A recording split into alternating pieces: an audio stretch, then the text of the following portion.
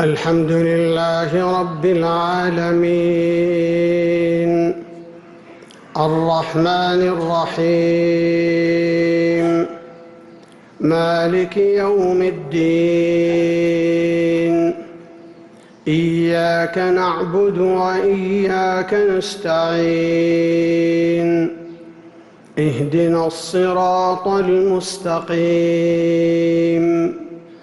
صراط الذين أنعمت عليهم غير المغضوب عليهم ولا الضالين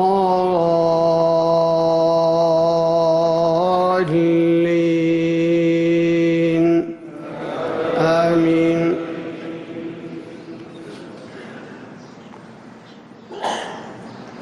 من عمل صالحا من ذكر أو أنثى وهو مؤمن فلنحيينه حياة طيبة ولنجزينهم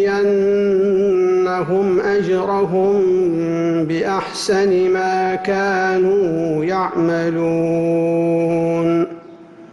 فإذا قرأت القرآن فاستعذ بالله من الشيطان الرجيم إنه ليس له سلطان على الذين آمنوا وعلى ربهم يتوكلون.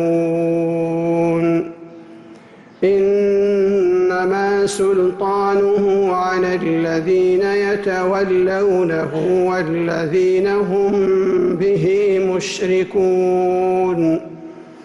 وإذا بدلنا آية مكان آية والله أعلم بما ينزل قالوا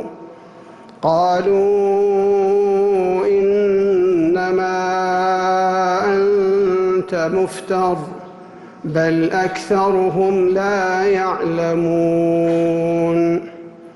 قل نزله روح القدس من ربك بالحق ليثبت الذين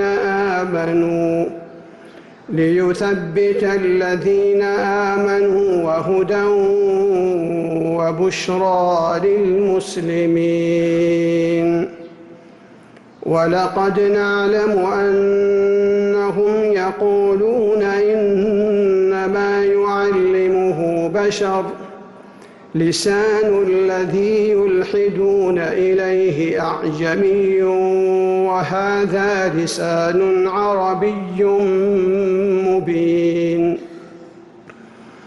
إن الذين لا يؤمنون بآيات الله لا يهديهم الله ولهم عذاب أليم.